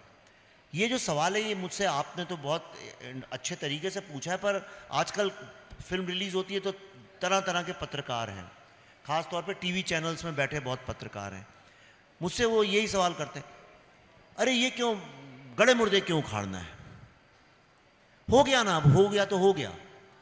मैं एक सवाल पूछता हूँ, ये जितने पत्रकार हैं, सुशोभित अशोभित जैसे भी हैं, इनमें किसी में इतनी हिम्मत है कि किसी जीव व्यक्ति से बैठ के सवाल पूछेंगे तुम होलोकॉस्ट की बात करने का अब क्या फ़ायदा, वो तो 1946 में 45 में हो गया। इन किसी भी इंटेलेक्चुअल लोग जो मुझ पर सवाल उठाते हैं, और आजकल काफ़ी उठा रहे हैं, इनमें से किसी में हिम्मत है किसी एक ब्लैक व्यक्ति से ये पूछें, अरे यार स्लेवरी तो कब हुई थी, अब काहे को उसका जिक्र उठाते हो? मजाल है किसी की? किसी जापानीज व्यक्ति से ये बोल सकते हैं, यार 1945 में गिरा था बम तुम्हारे यहां, तुम काहे को ये हिरोशिमा और नागासाकी को लेकर रोते रहते हो हर समय? तो फिर एक भारतीय व्यक्ति से क्यों पूछा जाना चाहिए ये बात कि यार तुम अपने पार्टीशन के दर्द की बात क्यों करते हो? और इसको तो विश्व की कोई ताकत डिनाई नहीं कर सकती है कि दुनिया में सबसे ज्यादा प्रताड़ित, दंडित, खंडित, सबसे ज्यादा गुलामी भरी जिंदगी अगर किसी एक सोसाइटी ने जी है वो है हिंदू समाज। 1200 साल का इतिहास है हमारा। 1200 साल हमारे पास कोई राइट्स नहीं थे। आज सुनने में कई लोग अनकंफर्टेबल होते हैं इसलिए क्योंकि इस बारे में चर्चा नहीं होती है, क्योंकि इसमें हिंदू और मुस्लिम शब्द आ जाते हैं। लेकिन अमेरिका में आप जाइए, वहां तो ब्लैक्स खुलेआम बात करते हैं, व्हाइट्स भी उन्हीं के हक की बात करते हैं। हाँ यार इनके साथ स्लेवरी हुई, बहुत बुरा हुआ, इसलिए अब हमको इसका प्रायश्चित करना है। व्हाइट सोसाइटी क्यों बोलती है हमें इसका प्रायश्चित करना है? जर्मन्स क्यों बोलते हैं हमें ज्यूज का प्रायश्चित करना है? तो हिंदू में क्यों नहीं वो लोग जो कि उस विचारधारा से जुड़े क्यों नहीं कह सकते हमें इसका प्रायश्चित करना है? मैं ही नहीं कह रहा हूं, आप कहिए, ऐसा मत कहिए, लेकिन जो बात करना चाहता है कम से उसको तो दंडित मत करिए। ठीक है, मैं जब ऑडियंस में हुआ करता था आप लोगों की उम्र में, तो मुझे लगता था कि मुझे पूछने का मौका कब मिलेगा। मैंने बोला था 2 हिस्सों में बात करेंगे, एक बार समझने की कोशिश करेंगे विवेक सर को, और फिर दूसरे हिस्से में उनके सिनेमा पे बात करेंगे। तो इस समझने के क्रम में अगर आप लोगों के पास कोई सवाल है तो हम 1-2 सवाल ले सकते हैं। माइक अगर पहुंचा सके। 1-2 सवाल बोला है भाई, इतने सवाल 1, 2, 10, 20 तो मैं ही देख लूं। प्रणाम सर, मेरा नाम आयुष कुमार यादव है और हम दोनों का एक अनोखा रिश्ता है कि आप भी आईएमसी थे, हम भी आईएमसी से हैं। तो सर मैं ये जानना चाहूँगा कि आईएमसी का कितना रोल है आपकी फिल्में बनाने में, उसमें मतलब आपकी फिल्मों में कितना योगदान आईएमसी का है? ठीक है, एक और सवाल, एक साथ हम लोग क्लब कर लेंगे। 2-3 सवाल पीछे ले जाइए। हाँ पीछे, दैट गर्ल। हाँ मैं नमस्कार सर, मेरा नाम मानवी रंजन है। मेरा सवाल आपसे ये है कि जिस तरीके की पिक्चर्स आप रिलीज़ करते हैं, जैसे जो फाइल्स ट्रियोलॉजी, जो आपने 3 पिक्चरें निकाली, and I think Bollywood industry में बहुत कम लोग हैं जो ऐसी पिक्चरें निकालते हैं जो एक्चुअली में सच्चाई दिखाती है। तो जब आप ऐसी फिल्म्स रिलीज़ करते हैं, आपका मेन आइडिया या जो पर्पस होता है कि ऑडियंस तक ये चीज़ पहुँचे, वो एक्चुअल मीनिंग वो आपके नज़रिए से क्या है? एंड एज एन ऑडियंस जब हम वो पिक्चर्स देखते हैं, हमारा मेन टेक अवेज क्या होना चाहिए? ठीक है, एनी मोर क्वेश्चन? एक यहाँ पे है, हाँ पूछ लो बेटा। नमस्कार सर, मेरा नाम राजन्या है। मैं खुद बंगाल से हूँ और मेरी फैमिली ने वो सब देखा है जो फिल्म में दिखाया गया है। मैं आपसे 2 प्रश्न पूछना चाहती हूँ। पहला कि ताशकंद और कश्मीर के बाद आपने बंगाल की कहानी को ही क्यों चुना? और सेकंड ये है कि आपका सोर्स ऑफ इंफॉर्मेशन, क्या आप खुद थे और आपने कुछ खुद देखा और किसी और से जाने? तो हाँ, एक इनका बस फिर हम लोग। Hello sir. हेलो सर, मेरा नाम उत्कर्ष है। सर मेरा सवाल है कि इसी क्रम में काफ़ी हिस्ट्री के ऊपर काफ़ी बातें हुई, तो क्योंकि अभी बॉलीवुड के अंदर एक ट्रेंड है बायोग्राफीज़ बनाने का, वेदर हिस्टोरिकल पर्सन का हो या किसी का भी हो, रियल लाइफ आदमी, क्या कभी आपके मन में ये ख्याल आया कि किसी एक शख्स का जो हिस्ट्री में रहा है मैं उसकी बायोग्राफी बनाऊं? और अगर वो शख्स कोई रहा है तो उसके बारे में बताइए, और क्यों ये ख्याल आया होगा या आना चाहिए ये? ठीक है, हम फिर सवाल के लिए आएंगे, आप बता दें। तो सबसे पहला सवाल आपने कहा आईएमसी का क्या योगदान है। उसका नाम Indian institute of mass communication है। तो सबसे पहली चीज़ वहाँ से सीखी मास कम्युनिकेशन। तो मैं मास कम्युनिकेशन ही करता हूँ, चाहे यहाँ बैठ के बात कर रहा हूँ या मैं स्पीचेस देता हूँ या लेख लिखता हूँ या मैं पॉडकास्ट करता हूँ या फिल्म बनाता हूँ। मेरा आइडिया यही है कि जो ऐसे विषय हैं जिन पे सवाल नहीं उठते या जो टैबू सब्जेक्ट्स हैं, उनको कॉम्प्लेक्स आइडियाज़ को, जो बड़े कठिन सवाल हैं, कठिन चीज़ें हैं, उनको कैसे सिंपल करके आम आदमी तक पहुँचा दूँ। तो अगर वाल्मीकि की रामायण है तो कैसे उसे तुलसी की रामचरितमानस बना के जन जनार्दन तक ले जाओ, ये मेरी कोशिश। और ये मैं अगर वहाँ नहीं जाता आईएमसी में तो शायद सीखता भी नहीं इस बात को। दूसरा, आपने मुझसे पूछा बंगाल से आप हैं, तो देखो इंस्पिरेशन नहीं था, इसके पीछे दर्द था। दर्द इसलिए था कि जब मैंने वो कहानियाँ, हमने 100, 102, 98 साल के लोगों के इंटरव्यूज़ लिए थे जा जाके बंगाल में, बहुत ही बुजुर्ग थे, किसी को याददाश्त भी कई की चली गई थी, उनके पास फोटोग्राफ्स थे, कई के पास पेपर की कटिंग्स थी, सिलसिला वहाँ से चालू हुआ। तो मैं खुद ही अचंभित हो गया कि मुझे ये डिटेल क्यों नहीं पता है। और अक्सर बॉलीवुड ने क्या किया, अगेन अर्धसत्य, सारा का सारा पार्टीशन का दारोमदार पंजाब पे लाके खड़ा कर दिया सबको। पूरे भारत में जहां भी जॉब में पूछता हूं, लोग कहते हैं कि पार्टीशन जो है पूरा पंजाब की तरफ देखा है, क्योंकि जितने राइटर्स डायरेक्टर्स थे वो पंजाब से आए थे, लाहौर की तरफ से और पेशावर से आए थे सारे, इसलिए वो कहानियां उनने बताई। हीरो भी जो आए थे, दिलीप कुमार, देवानंद, ये सुनील दत्त, ये भी उसी तरफ से आए थे, तो इनको भी वही कहानियां पसंद थी। बंगाली जो लोग थे वो आए हैं इप्टा के जरिए बाद में 1950-60 के बाद। तो बंगाल कुरुक्षेत्र था पार्टीशन का, ये किसी को पता ही नहीं है ये बात। तो मैंने कहा ये जो इतना बड़ा ट्रॉमा है, इसकी कहानी बतानी चाहिए, और वहां से ये फिल्म शुरू हुई। आपने पूछा बायोग्राफीज के बारे में, देखो मैं पर्सनली अगर आप मुझसे पूछे एज अ डायरेक्टर, बायोग्राफी मेरे इंटरेस्ट का एरिया नहीं है, मैं देखता हूं, लेकिन मुझे ये लगता है बायोग्राफीज या तो दो ही कारण से बनाई जाती हैं। किसी को बहुत ज़्यादा उसको हाईलाइट करना, जैसे कि गांधी फिल्म हमने बनवाई थी भारत सरकार ने, अब हमारी फिल्म में जो ये गोपाल पाठा का इंसिडेंट है, उसमें दिखाया है गोपाल पाठा भक्त बन गया जाके गांधी का, आपको पता है ये। और सुहरावर्दी जो थे वो और गांधी जी मित्र थे, यानी इस तरह से थोड़ा सा, यानी गांधी जी की प्रशंसा, गांधी जी महान व्यक्ति थे, इसमें कोई शक नहीं है, लेकिन उनने एक दो पॉलिसी गलत डिसीजन लिए, हर नेता ले सकता है, उसमें क्या बड़ी बात है, लेकिन उसमें उनकी कोई नेगेटिविटी, कुछ उनके बारे में गलत नहीं दिखाया गया है। तो जनरली बायोग्राफीज या तो किसी की बहुत तारीफ में बनती हैं, या कोई चोर स्मगलर है तो उसके में बनती है, चार्ल्स शोभराज की जैसे बनती है, उसमें भी उसका व्यक्तित्व दिखाते हैं कि चोर था लेकिन अच्छा आदमी था। तो मैं उससे बहुत सहमत नहीं हूँ। और ईमानदारी से अगर किसी की बायोग्राफी बनाएंगे तो यार किसी ना किसी स्टेट की जेल में डाल दिया जाएगा, तो इसलिए मैं उसमें घुसना भी नहीं चाहता हूँ। बायोग्राफी बहुत कठिन सब्जेक्ट है। जी जी, माइक है? हाँ वो लेके आइए।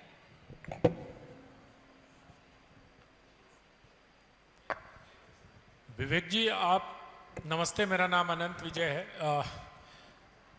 आप फिल्म बनाते हैं या एजेंडा लागू करना चाहते हैं? सीधा सवाल पूछता हूं आपसे। और क्यों?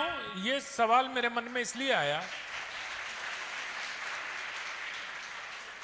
ये सवाल मेरे मन में इसलिए आया कि पहले आपने दिल्ली फाइल्स की घोषणा की थी और हम सब लोग प्रतीक्षा कर रहे थे कि आप 84 के दंगों पर हुए अत्याचार पर फिल्म बनाएंगे। अचानक से एक दिन वो पोस्टर बदलता है और वो बंगाल फाइल्स हो जाता है।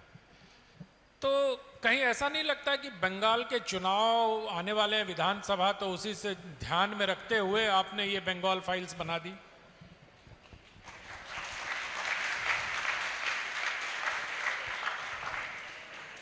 जिस मुस्तैदी से आपने सवाल पूछा उसी मुस्तैदी से जवाब दूं?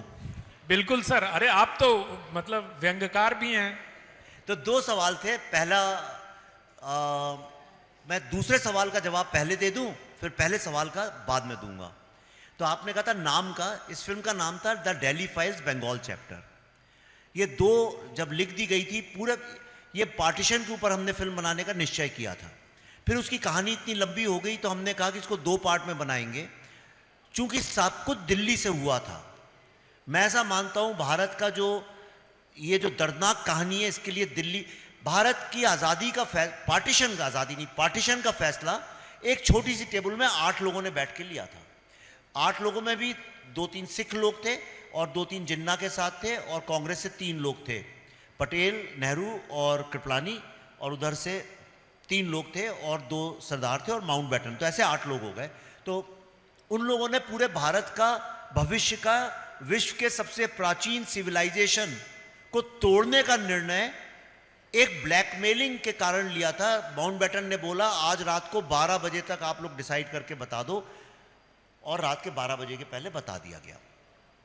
तो मैंने कहा सब कुछ दिल्ली से ही होता है, तो दिल्ली में हम बना रहे थे। तो एक कहाँ कौन से 2 एरियाज में हुआ, एक हुआ है बंगाल में और एक हुआ है पंजाब में। तो हमने बंगाल को पकड़ा, इसका नाम था the Delhi files Bengal chapter. और लेकिन जब इसका कम्युनिकेशन शुरू किया हमने, तो सब लोग यही कहने लगे अच्छा सिख राइट्स के बारे में है। वो बंगाल चैप्टर को लोग छोड़ रहे थे। तो हॉलीवुड की तरह से हमारी ऑडियंस शायद, मुझे ऐसा लगा, इसको नहीं समझ पा रही है। तो इसलिए मैंने जनता से सबसे पूछा क्या किया जाए, और इसका नाम फिर हमने बंगाल फाइल्स रखा। और जिस दिन बंगाल फाइल्स रखा सब समझ गए फिल्म किस बारे में। तो वो कम्युनिकेशन के लिए था, उसके पीछे राजनीति नहीं थी। उसी का पहले सवाल का एक जो दूसरा जो उससे जुड़ा है, इलेक्शन। मैं हमेशा बोलता हूं, फिर से रिपीट कर रहा हूं, भारत में कभी भी फिल्म रिलीज करो इलेक्शंस चलते ही रहते हैं। कश्मीर फाइल्स जो थी, यूपी के इलेक्शन का रिजल्ट जिस दिन आया था उस दिन रिलीज हुई थी। तब भी मुझसे पत्रकार लोग पूछ रहे थे टीवी स्टूडियोज में, देखिए आपने तो इलेक्शन के साथ इस फिल्म को जोड़ दिया। मैंने कहा भैया बहुत सोच समझ के यूपी इलेक्शन के बाद लाए, उसमें भी तुम्हें तो कहीं भी आप करिए कुछ ना कुछ इलेक्शन मिल ही जाएगा। अभी बिहार, अभी कोई ये क्यों, अभी अगर मैं उसको, अगर मुझे इलेक्शन से जोड़ना होता तो इतना तो अदन जी आप भी मेरी बुद्धि को जानते होंगे, पॉलिटिकल एक्यूमेन को, फिर मैं जनवरी में करता, क्योंकि इलेक्शन अप्रैल में है, मैं अभी नहीं करता। तो लास्ट का जो जवाब था उसका जवाब देने के लिए इतना मैंने भूमिका बांधी है। एजेंडा की जहां तक बात है, मैं फिल्म तो बनाता ही हूं, लेकिन यह सत्य है कि मैं अपनी फिल्मों को एक एजेंडा को आगे बढ़ाने के लिए इस्तेमाल करता हूं। और यह बात मैं खुल के बोलता हूं, गर्व से बोलता हूं, क्योंकि मुझे किसी का डर नहीं है। पर मैं एक बात यहां बताना चाहता हूं कि बिना एजेंडा के फिल्म हो ही नहीं सकती। बिना एजेंडा के जो फिल्म है वो सर्कस है। सर्कस का कोई एजेंडा नहीं होता। बॉलीवुड ने लोगों के दिमाग में एक बात घुसा दी है कि सिनेमा का मतलब है एंटरटेनमेंट, एंटरटेनमेंट, एंटरटेनमेंट। इससे बड़ा पाप एक कलाकार कर ही नहीं सकता, क्योंकि अगर एंटरटेनमेंट मात्र ही फिल्म का अगर पर्पस है, तो फिर बंदर का डांस देखो भाई, वो भी तो एंटरटेनमेंट और एंटरटेनमेंट ही है। भारत के किसी भी शहर में चले जाओ, आपको कुछ 4-5 लोग किन बंदरों से लड़ाई लड़ते मिल जाएंगे, वो भी एंटरटेनमेंट है। फिल्म विश्व की सबसे ज्यादा इवॉल्व्ड कला है, जिसमें डेप्थ भी है, जिसके अंदर ऑडियो भी है, जिसके अंदर वीडियो भी है। ये एक ऐसी कला है जो आपको इमोशनली और इंटेलेक्चुअली स्टिमुलेट, मतलब आपको प्रभावित करती है, सोचने या महसूस करने में, फील करने में आपको प्रभावित करती है। और दुनिया में अगर कोई ये फिल्मकार कभी बोले आइंदा कि मेरा कोई एजेंडा नहीं है, तो आप समझ लीजिए वो झूठ बोल रहा है। मैं आपको नाम नहीं लूंगा। जो लोग रोमांस के ऊपर फिल्म बनाते हैं, क्या उनका एजेंडा रोमांस को आगे बढ़ाना नहीं है? जो लोग कहते हैं परिवार ही सब कुछ है और कुछ नहीं होता है, क्या उस परिवारवाद को आगे नहीं बढ़ा रहे हैं? जो लोग एक्शन कर, हर आदमी अपने अपने लेवल में किसी एक विचारधारा को लेके, किसी बात को लेके उस एजेंडा को आगे बढ़ा रहा है।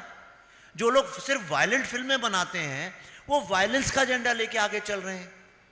हर आदमी कोई ना कोई एजेंडा लेके चल रहा है। प्रॉब्लम ये है, वही लेफ्टिस्ट बात है, पर उसको ऐसे ढक दिया गया है रेशमी रुमाल से कि नहीं साहब, हम तो कलाकार हैं, हमारा पॉलिटिकल एजेंडा से कोई लेना देना नहीं है, सामाजिक एजेंडा से कोई लेना देना नहीं है, हमारा किसी चीज से कोई एजेंडा से लेना देना, हम तो सिर्फ एंटरटेन करते हैं। नहीं, आप एंटरटेन नहीं करते हैं, आप जोकर नहीं हैं कि आप कूद कूद के गिर रहे हैं। आप लोगों को प्रभावित कर रहे हैं। और कोई भी ऐसा माध्यम, चाहे ये माध्यम हो, चाहे सिनेमा का माध्यम हो, चाहे पत्रकारिता का माध्यम हो, जो आपके दिमाग और भावनाओं को प्रभावित करता है, वो बिना एजेंडा के हो ही नहीं सकता। ये बिल्कुल झूठ है, ऐसा मेरा मानना है। ठीक। तो आपने जिस मुस्तैदी से अनंत जी को जवाब दिया कि हाँ आप एजेंडा ड्राइव करते हैं, ठीक है, कौन सा एजेंडा? मैं भारत का एजेंडा करता हूं। जो चीजें मेरे दिल को, जो मुझे पीड़ा देती हैं, उसको मैं आगे लेके आता हूं। कई लोग हैं जिनको लगता है प्रेम ही सब कुछ है, क्योंकि उनके दिल को लगता है, वो बात को आगे लाते हैं। कई लोगों को तो इन ट्रिलॉजी, आपका जो ट्रिलॉजी है, इसका एजेंडा क्या है? इसका एजेंडा ये था कि कई सारे ऐसे कंट्रोवर्शियल सब्जेक्ट्स हैं जिनके ऊपर मेन स्ट्रीम में बोलना मना था एक पक्ष को, और लोग उसमें डर के मारे बोलते नहीं थे कि अगर इस विषय में बोलेंगे तो लोग कहेंगे आप एजेंडा चला रहे हैं, आप प्रोपेगेंडा करते हैं। तो मैंने उन विषयों को उठा के इन 3 विषयों को, सबसे पहला लाल बहादुर शास्त्री का विषय था। हर ड्राइंग रूम में ये बात होती थी, ऐसा कोई भारत का ड्राइंग रूम नहीं जहां पे खुसफुस ये बात नहीं होती थी, लेकिन पब्लिक में नहीं बोला जाता था, इसलिए क्योंकि कई माननीय लोगों के ऊपर कोई आरोप ना लगे, इसलिए डर के कारण किसी कारण से नहीं बोलते थे। हमने उसको उठाया, आज पब्लिक में लाके रख दिया उसको। दूसरा कश्मीर का मुद्दा था। कश्मीर में लेके 2 चर्चाएं हमेशा चलती थी। सारी यूनिवर्सिटीज में फ्री कश्मीर के नारे लगते थे। दूसरा ये चलता था यार ये बोलेंगे तो कुछ एक वर्ग है उसको आहत हो जाएंगे वो लोग। और तीसरा ये था बड़ा उलझा पेचीदा मामला है, क्यों बोलना। आप ये देखिए, अनंत जी के ही सवाल का इसमें जो उत्तर मिलेगा, वो उस दशक उस वक्त की सारी फिल्में देखिए, 8-10 फिल्में, सारे स्टूडेंट्स बैठे मैं पूछता हूँ, और वो एक से एक महान, जिनकी मैं बहुत इज्जत करता हूँ एज एन आर्टिस्ट, उन डायरेक्टर्स ने बनाई है, उन स्टार्स ने उनने काम किया है। वर्ल्ड इंडिया के टॉप मोस्ट स्टार्स ने काम किया, जितने बड़े स्टार्स हैं और सारे बड़े, रोजा, मिशन कश्मीर, फिजा, फना, हैदर, ये सारे महान डायरेक्टर्स, इंटेलेक्चुअल डायरेक्टर्स, अगर मैं और वो बैठे हों तो उनसे कोई नहीं सवाल पूछेगा आप एजेंडा चलाते हैं, मुझसे पूछा जाएगा। कोई उनसे नहीं पूछेगा एक सवाल जो हमेशा पूछना चाहिए आप स्टूडेंट्स हो, जब इन फिल्म के डायरेक्टर्स मिले उनसे एक सवाल पूछना, सर आपकी सारी फिल्में 1980 और 90 के दशक के बीच में सेट हैं, खास तौर पे 85 से लेकर 90 तक सेट है ये सारी फिल्में, इसमें कश्मीरी पंडित का जिक्र तक क्यों नहीं है? क्या वो लोग वहां एग्जिस्ट ही नहीं करते थे?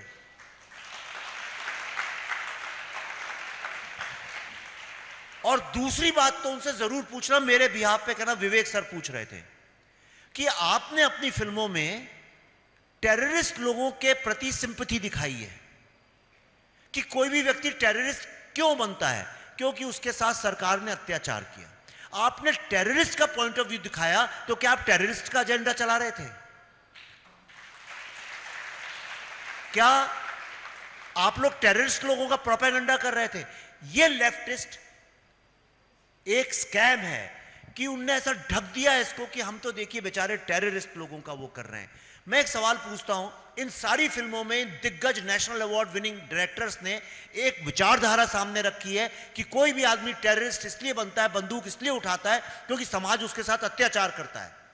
अगर यह लॉजिक सही है तो हर महिला को, हर दलित को और हर गरीब आदमी को इस देश के बंदूक उठा के टेररिस्ट नहीं बन जाना चाहिए। और पीड़ित कौन था? सॉरी मैडम, एक मिनट। और कश्मीर के मुद्दे में पीड़ित कौन था? हाँ, सर पे खड़ी होगी तो थोड़ा मैं प्रेशर में।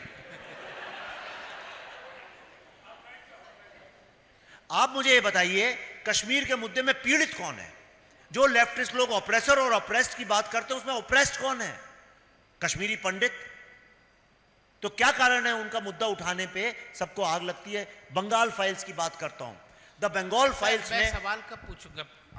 सॉरी, मैं थोड़ा नहीं, ये देखिए मैं दिल से बोल रहा हूँ, बिल्कुल आपका पैशन एकदम दिख रहा है। सर मैं समझना चाह रहा था और मैं चाहता हूँ कि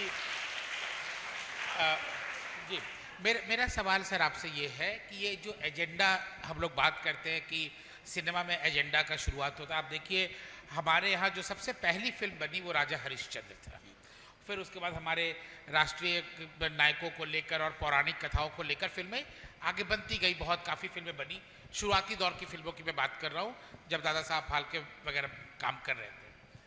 मेरा सवाल ये है कि आपको कब से लगने लगा, कब की फिल्मों से, किस दशक की फिल्मों से लगने लगा कि यहाँ पे कहानी नहीं सुना रहे हैं, अंडरलाइन कुछ और कर रहे हैं, और वो कौन से ऐसे डायरेक्टर थे जो ये काम करने की शुरुआत किए थे? मैं नाम नहीं लूंगा किसी का, फिल्म बता दीजिए। मैं आपको बताता हूँ। अमिताभ बच्चन के अगर एक मोटा मोटी बात कर रहा हूँ, ऐसे तो बीच में गोविंदा बहुत सारे लोग हुए, पर मैं बाहर डिवाइड करता हूँ pre NRI films and post NRI films, मतलब लिबरल इकोनॉमी के पहले की फिल्म। हाँ, अमिताभ बच्चन की फिल्में लीजिए, सलीम जावेद, आपका मतभेद हो सकता है लेकिन सलीम जावेद की भी फिल्में आप देख लीजिए, यानी मैं मेन लोगों के नाम ले रहा हूं, ऐसे बहुत लोगों का कंट्रीब्यूशन, उन सबकी फिल्मों में आपको भारत के समाज से जुड़ी फिल्म मिलेगी। और इसका मैं लंबा, इस पे मैं घंटे भर बोल सकता हूं, लेकिन अगर आप समझना चाहते हैं भारतीय इतिहास, मॉडर्न भारत के इतिहास को, मैंने कई बार बोली ये बात, तो आप भारत का जो विलेन है उसको स्टडी करिए।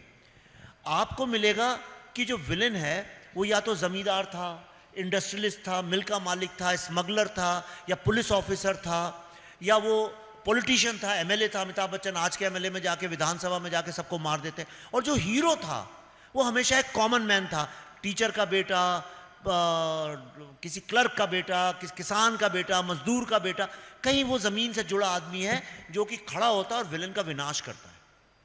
तो कहीं ना कहीं समाज से जुड़ी कहानियां थी। गानों का जो इस्तेमाल था वो समाज से जुड़ी बातों से, एक गाना तो होता ही था जो कहीं जुड़ा रहता था। लिखने वाले जो थे उनको भाषा का भी ज्ञान था। सारा बीच में एक ट्रांजिशन फेज आया जबकि साउथ इंडियन फिल्म कॉपी होने लगी, तो किसी उनको डायलॉग अलग आते नहीं थे, तो इसलिए वो हिंदी में किसी को भी रखते थे और वहां से फिर कादर खान साहब आए। लेकिन सारा प्रॉब्लम ये चालू हुआ जब सेकंड जनरेशन आई इन्हीं फिल्म मेकर्स की, ग्रेट फिल्म मेकर्स की, चाहे यश साहब हों, यश चोपड़ा हों, या जौहर साहब रहे हों, जीपी सिप्पी साहब रहे, उनकी फैमिली के लोग, और जो पुराने जितने भी थे, जब ये एनआरआईज को केटर करने के लिए फिल्में बननी चालू हुई हमारी, वहां से क्या हुआ कि उन फिल्मों से फिर धीरे धीरे हीरो जो है वो एक आम आदमी भारतवासी का बेटा होने की बजाय एनआरआई बन गया, और फिल्म में से विलन गायब हो गया, विलन बन गया हीरोइन का बाप। और एनआरआई ऑडियंस को केटर करने के लिए, क्योंकि ये जो नई ब्रीड थी, इनको धरती के बारे में, कुछ भारत के बारे में पता नहीं था, ये केटर करने लगे फैशन इंडस्ट्री को, ये करने लगे भांगड़ा इंडस्ट्री को। तो इस तरह से धीरे धीरे, और राइटर्स की इसमें फिर वैल्यू खत्म हो गई, क्योंकि वो जो डायरेक्टर था यंग, वो बाहर से आया था, वो कहता था ये तुम समझते नहीं हो भाई, मेरी जो ऑडियंस है वो कुछ और है। और वाकई में वो राइटर नहीं समझता था। राइटर हो गया दरकिनार, उस तरह के डायरेक्टर्स हो गए दरकिनार, वो लिरिसिस्ट हो गए दरकिनार, वो म्यूजिक डायरेक्टर्स हो गए दरकिनार। सारा का सारा बोलबाला फिर इन लोगों का हो गया। और इन लोगों, उसी वक्त में कुछ ऐसा संयोग हुआ कि कॉर्पोरेट्स आ गए और दोनों एक दूसरे की भाषा, खगी जाने खग की भाषा, दोनों एक दूसरे की भाषा समझने लगे, और जो आम आदमी है उसकी भाषा से दूर वो आपस में बातचीत करने लगे और खुश होने लगे। यही कारण है कि आज लोग फिल्में नहीं जा रहे हैं। ये जो कहते हैं ना ओटीटी के कारण नहीं जा रहे हैं, ये बिल्कुल गलत बात है। ओटीटी के कारण कितना ड्रॉप हो सकता है भाई? ओटीटी का ही पेनिट्रेशन जब भारत में नहीं है, ओटीटी में अभी 4 दिन पहले ही मिला था, वो खुद ही दुकान बंद करने के बारे में सोच रहे हैं। 3 ओटीटी जो 2 बचे हैं, वो खुद ही अपनी दुकान बंद करने के चक्कर में लगे हुए हैं। भारत से हो सकता है 1-2 साल में बंद ही कर दें, क्योंकि ग्रो ही नहीं कर रहा, उनका मार्केट डिक्लाइन हो गया है। जो उनके शोज को पहले जब 5-5, 10-10 करोड़ रुपए मिलते थे, आज वो 30-30, 40-40 लाख में बनवाने में लगे हैं। उससे ज्यादा तो टीवी देता है पैसे। सर तो ये 2000 का जो है जी, आप ये सारी बातें कर रहे हैं ना, यहाँ बैठे बैठे मुझे किसी की याद आ गई। किसकी याद? अब नाम मैं भी नहीं बोलूँगा, बता दूंगा, सब समझ जाएंगे, ठीक है। वो भी आप ही की तरह आक्रोश में ये कॉरपोरेट और ये एनआरआई फिल्मों को जबरदस्त गाली दिया और बॉम्बे वेलवेट के चक्कर में फंस गया। वो ठीक है, ठीक है सर, मुझे डर लग रहा है कहीं राइट विंग का अनुराग कश्यप उधर ही तो नहीं नहीं चल जाएगा। मैं वैसा नहीं हूं बिल्कुल भी। मैं प्रसाद कश्यप तो मैं नहीं, ये ऐसा बोल रहा नहीं, ऐसा नहीं है। कि ये आक्रोश रहेगा या ये रहेगा, ये हम देखिए क्या है, उन्होंने जिंदगी शुरू की थी फिल्मों से, मैंने नहीं करी थी। अब मैं परिपक्व हूं तो मेरे में वो प्रॉब्लम नहीं है। लेकिन मैं एक बात बताता हूं, सारा पतन कैसे होता है। जब आप एक फिल्म बनाते हैं, किसी का नाम नहीं ले रहा हूं, बहुत काबिल प्रोड्यूसर और डायरेक्टर हैं, अनडाउटेडली बहुत काबिल हैं और भारत का नंबर 1 चलाते हैं, लेकिन मैं बोलूंगा नहीं तो लोग समझ, स्टूडेंट ऑफ द ईयर जब आप एक फिल्म बनाते हैं नहीं, और उसके अंदर जो स्टूडेंट्स हैं, वैसा स्टूडेंट आपने कहीं देखा है इंडिया में आज तक? आपने अपने कॉलेज में देखा है कि लड़कियां, या स्टीफेंस में, कहीं स्टीफेंस वगैरह तो बहुत मॉडर्न कॉलेज है, कि लड़के बस आते हैं गाड़ी से उतरते ही साथ वॉलीबॉल खेलने लगते हैं? कभी देखा है आपने? तो जब आप student of the year film का नाम रखते हैं और ऐसा एक भी स्टूडेंट पूरे भारत में नहीं होता है, तो मतलब कहीं तो कुछ बहुत गड़बड़ है। दूसरी चीज आपको मैं बताता हूं कि अगर गलत सुर में लोग गाना गाने लगे, जितने भी लोग आपके सामने हो और कई साल तक वैसा गाएं, तो आपको फिर अच्छा सुर गलत लगने लगेगा। यही भारतीय फिल्मों के साथ हुआ है। हमने संगीत और कविता और भाषा के साथ जो अन्याय किया, जो उसको तोड़ मरोड़ के बहुत ही, कई लोग कहते हैं नहीं साहब हम इंग्लिश में लिखते हैं क्योंकि आज की ऑडियंस इंग्लिश बोलती है। ये गलतफहमी है लोगों की, आपको नहीं आती इसलिए आप इंग्लिश में लिखते हैं। मैं तो इतना घूमता हूँ यूपी में, बिहार में, मध्य प्रदेश में, आपको क्या बताइए तमिलनाडु के सारे बच्चे मैं जाता हूँ क्या इंग्लिश में बात करते हैं? मेरे सारे तमिल वाले दोस्त हिंदी में बात करते हैं। नहीं मेरे तो नहीं करते, तमिल में करते हैं सब। लेकिन जमशेदपुर में पले बड़े थे सब। हम लोग हिंदी में बात कर रहे हैं, एक दो वर्ड इंग्लिश के हो सकते हैं, लेकिन टेढ़ी मेढ़ी इंग्लिश की जो भाषा है, भारत का हर बच्चा सिर्फ हिप हॉप सुनता है या भांगड़ा सुनता है, ये तो संभव नहीं है, ये गलतफहमी है। फिर भोजपुरी भी सुनता है, फिर आप भोजपुरी क्यों नहीं लाते अपने गाने में? सिर्फ भंगड़ा ही क्यों लेके आते हैं? क्योंकि भाई आपको भंगड़ा समझ में आता है। तो सवाल यह है कि पहले डायरेक्टर राइटर्स बैठ के ये सोचते थे कि ऑडियंस की समस्या क्या है, ऑडियंस क्या सुनना चाहती है, किस परिवेश की कहानियां सुनना चाहती है। उससे हटके अब ये हो गया है कि स्टूडियो क्या सुनना चाहता है और उसके लिए सब लिखा जा रहा है। समस्या है वहां। तो मैं कोशिश ये कर रहा हूं कि अच्छे सुर की कहानियां सुनाऊं, ताकि लोगों को फिर से कर्ण सुर हो जाते हैं ना, तो उस सुर की आदत पड़े। चलिए, मैं मतलब कर्ण प्रिय है या नहीं आपकी फिल्में और उसका बैकग्राउंड म्यूजिक रोहित शर्मा देते हैं, आपके फिल्मों का बैकग्राउंड म्यूजिक, उसका कर्ण प्रिय है या नहीं, लेकिन आवाज़ दिल तक तो बहुत ज़ोर से पहुंचती है, कभी कभी डर भी लगने लगता है। तो मैं अब आ रहा हूं आपके फिल्मों के विषय पे कि कश्मीर फाइल्स पे बहुत बातें हो चुकी, सारी बातें हो गई हैं। फिल्म आई, फिल्म की अपनी किस्मत थी, फिल्म अपने हिसाब से चलती है। ताशकंद फाइल की बात होगी, मैं बंगाल फाइल्स की बात करना चाहूँगा क्योंकि इन दिनों उसी की बात कर रहे हैं। क्योंकि बंगाल फाइल्स को लेकर एक बात तो तय है कि जब आपकी फिल्म आती है तो आप आंख नहीं मूंद सकते हैं, या तो आप अपने आप को समझाते हैं कि मैं नहीं देखने जाऊँगा, या नहीं तो आप देखते हैं। ठीक है, आप उसको लेकर आंख नहीं बंद कर सकते कि विवेक जी की फिल्म आई है और पता नहीं चला क्या हुआ है। तो डायरेक्ट एक्शन डे, मुझे यहाँ पे चूँकि संवादी जो है वो हिंदी है, हम का कार्यक्रम है, तो जो बच्चे बैठे हैं उसमें से कई हिंदी डिपार्टमेंट के बच्चे हैं यहाँ पे। डायरेक्ट एक्शन डे क्या है, इस मतलब क्यों इसकी घोषणा की गई, क्यों और हम क्यों भूल जाते हैं डायरेक्ट एक्शन डे को? इसका हिंदी में अनुवाद है संपूर्ण संग्राम दिवस। हाँ, बंगाल में भी इसको संपूर्ण संग्राम दिवस ऐसे करके बोला गया था। ये हुआ, सारा मसला ऐसे हुआ था। मैं वो नहीं बोलूँगा टू नेशन थ्योरी वगैरह, ये पॉलिटिशियंस बोलते हैं और मैं भी बहुत बोल चुका हूँ, लेकिन मैं आपको एक अलग पक्ष आज पहली बार बता रहा हूँ। हुआ ये था कि टू नेशन थ्योरी को पॉलिटिकल लेवल पे तो ये बोला गया कि भाई हिंदू मुस्लिम अलग हैं, इसलिए मुस्लिमों का अलग राष्ट्र बनना चाहिए। ये तो पॉलिटिकल मेन स्ट्रीम नैरेटिव था, जो आज भी मुझे भी आश्चर्य है कि जो इसके खिलाफ हैं, जो पॉलिटिशियंस, वो भी कभी लोगों को क्यों नहीं समझाते कि इसका अर्थ क्या था। ये बोला गया था उसको सोशल लेवल पे कि जो हिंदू हैं वो नापाक हैं, इसलिए पाक लोगों के लिए एक अलग राष्ट्र बनना चाहिए, इसीलिए उसका नाम पाकिस्तान है। तो पाक लोग नापाक लोगों के साथ नहीं रह सकते हैं, ये दलील जो है ये जिन्ना ने भी दी, हमने फिल्म में भी दिखाई है।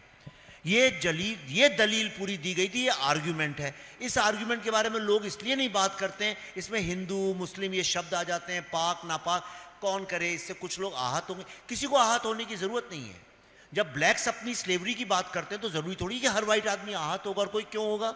जिन लोगों ने यहाँ रहने का निश्चय किया उनको उस दलील पे भरोसा नहीं था कि भाई हम वहां जाएंगे तो ही पाक होंगे या नहीं होंगे। और ये बात भी वैसे मुस्लिम के बारे में है जिन्होंने जो पाकिस्तान चले गए, जो यहाँ है, मैं उनके वो तो ऐसा नहीं बोल रहा। हाँ, उनकी बात नहीं कर रहा हूँ।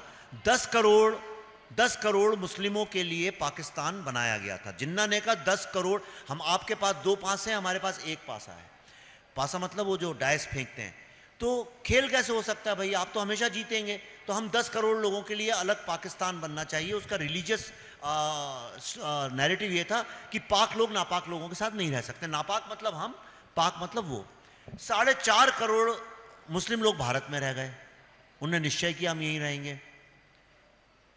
तो जो 4.5 करोड़ लोग यहां पे रह गए, मतलब जमुना ने गंगा में मिलने का निश्चय किया, करेक्ट। जमुना ने बोला अब मैं गंगा में मिलने का मैंने निश्चय किया है, अब मेरा अस्तित्व खत्म, आज से मैं गंगा हूं और मैं भी पाक हूं, तुम भी पाक हो, तुम नापाक हो तो मैं भी नापाक हूं, इसलिए तो मैं यहां रह रहा हूं तुम्हारे साथ। और बचे हुए जो 5.5 करोड़ थे उन्होंने बोला हम इन नापाक लोगों के साथ नहीं रहेंगे और वो छोड़ के चले गए।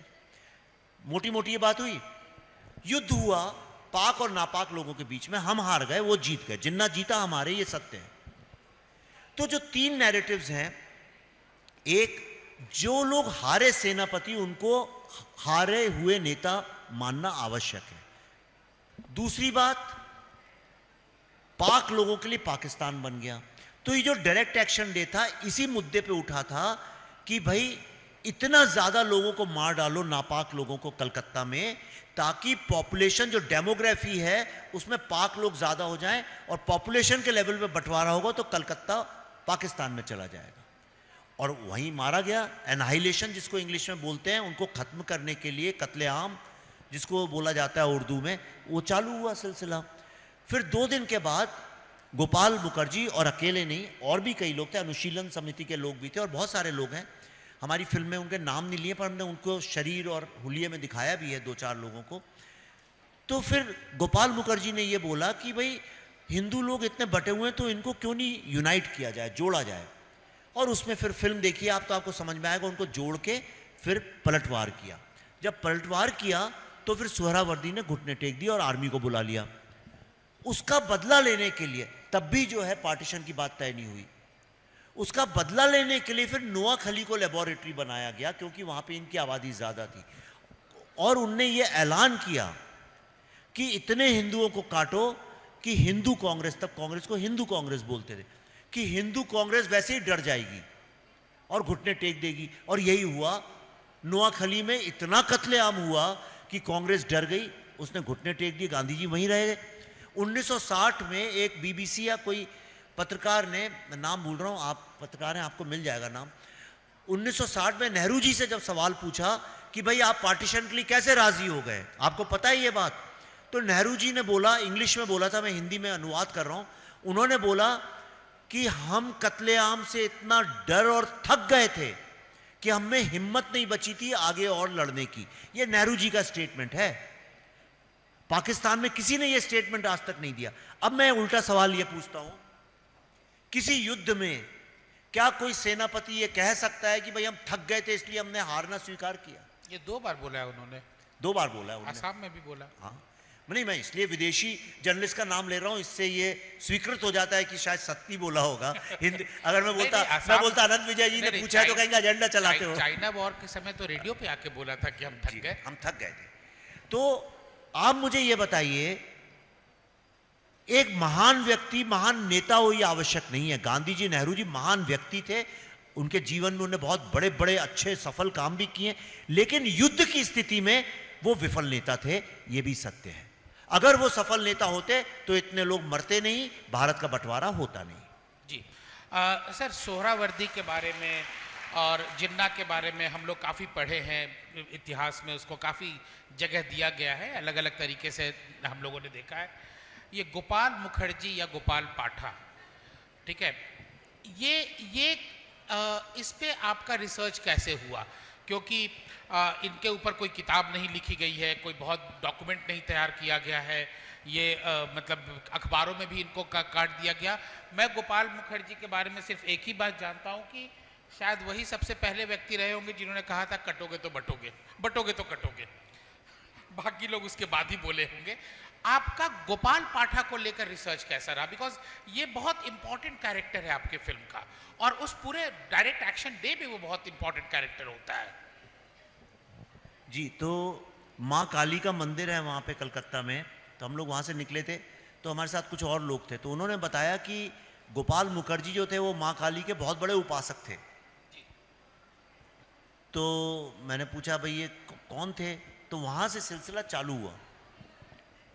जी प्लीज, मैं अटेंशन है मेरा। और वहाँ से सिलसिला चालू, कई जगह पे मैं आपको बोल रहा हूँ, लिखा है कि कुछ गुंडे थे जिनमें गोपाल पाठा था और वो भी 3-4 गुंडों के साथ लड़ा था। ये आपको अधिकतर इतिहास की किताबों में वर्णन मिलेगा, खास तौर पे बंगाली जो पुस्तकें हमने उसके अनुवाद पढ़े हैं, तो बंगाली मुझे आती नहीं है, तो ये आपको वर्णन उनमें मिलेगा। कई जगह पे ऐसे लिख के पासिंग में उस बात को ख़त्म किया गया। लेकिन आपने कहा जो मेमोरी की हिस्ट्री होती है उसमें ये बात हमेशा चलती आई है कि गोपाल मुखर्जी नहीं होते तो कलकत्ता था पाकिस्तान में चला गया होता। ये सत्य भी है, ये बिल्कुल सत्य है। तो वहाँ से वो रिसर्च चालू हुआ। फिर हमने जो लोग उनके साथ काम किया था उनके इंटरव्यूज़ लिए, उनके घर वालों से बातचीत करी। ऐसे करते करते फिर हमने निकालते गए और तब जाके हमको पता चला और उसके ऊपर हमने फिर उस कैरेक्टर, क्योंकि ये एक ऐसा कैरेक्टर है जो उसको आपने फिल्म में तो दिखा दिया है, लेकिन अगर आपके पास इन पे बहुत रिसर्च है तो ये अपने आप में एक पूरी किताब बन सकती है गोपाल पाठा पर। क्योंकि अगर आपके पास उतना रिसर्च है तो और लोगों को जवाब देने के लिए भी बिल्कुल बहुत बन जरूरी है सकती कि आप एक किताब लेकर आए अपने प्राइमरी सोर्स से कि भाई हमने ये पता लगाया था। बिल्कुल बिल्कुल बन सकती है। और भी 1-2 लोग हैं जो हमने दिखाया, राजेंद्र लाल राय चौधरी, उनके ऊपर भी बन सकती है। श्री अरबिंदो के ऊपर बन सकती है। श्री अरबिंदो का कितना बड़ा कंट्रीब्यूशन है फ्रीडम मूवमेंट में लोग जानते नहीं है। 1905 में जब बंगाल का विभाजन हुआ तो उन्होंने वंदे मातरम नाम से न्यूज़पेपर चालू किया था और उसमें उनने जिस तरह के आर्टिकल्स लिखे बिपिन चंद्र पाल ने और श्री अरबिंदो ने, तब वो अरबिंदो घोष थे, बाद में श्री अरबिंदो हो गए, उन्होंने वंदे मातरम नाम का न्यूज़पेपर चालू किया। उसमें जो आर्टिकल लिखते थे वो इतने छपे अनुवाद हो के पूरे भारत में कि युवा लोग इतना जुड़े, एक ऐसी क्रांति आई कि अंग्रेजों को वापस जोड़ना पड़ा बंगाल को, जो हिंदू बंगाल और मुस्लिम बंगाल था। ऐसे कई सारे लोग हैं जिनके नाम दबा दिए गए, छुपा दिए गए, इसलिए क्योंकि वो कांग्रेस के विरोध में खड़े हुए थे। दूसरा क्या था कि जो लोग अलग हुए थे उनका यह मानना था कि भाई कोई बंदूक तलवार लेके हिंसा करने आया है, उसका जवाब हम कैसे दे सकते हैं। और दूसरा ये एकता दिलों का मिलन, दिलों के मिलन का वक्त नहीं है। अब लड़ाई युद्ध सड़क पे हो रही है, लोग कट रहे हैं, मर रहे हैं, हिंसा हो रही है, उसका कैसे जवाब दें। तो जो लोग छोड़ के उतरे उन लोगों के ऊपर मेरे ख्याल से और बातचीत होनी चाहिए, क्योंकि देश में अहिंसा, मैं खुद बहुत अहिंसावादी हूं, मैं मानता हूं, लेकिन अहिंसा पीस टाइम के लिए होती है, अहिंसा वॉर टाइम के लिए नहीं होती है। महाभारत में भी अहिंसा पीस टाइम में है, वॉर टाइम में नहीं है। रामायण में भी अहिंसा पीस टाइम में है, वॉर टाइम में नहीं है। अहिंसा एंड क्षमा, ये जो 2 चीजें हैं, ये वॉर टाइम के लिए नहीं है। जब युद्ध होता है, आप मुझे बताइए, अगर कोई आपको मारेगा तो आप क्या करेंगे? मार खा के कहेंगे और गले मिलते हैं भाई, दिलों का मिलन करते हैं, या उतार के एक जूता मारेंगे उसको? तो आपने जब लॉजिक तोड़ के एक नई लॉजिक क्रिएट करने की अच्छा, दूसरा कहते हैं कि ये हिंदू परंपरा है, हिंदू फिलॉसफी है, हिंदू धर्म है, ऐसा कहीं भी नहीं है। सबसे ज्यादा विश्व में अगर हथियार लेके देवी देवता हैं तो हमारे यही हैं।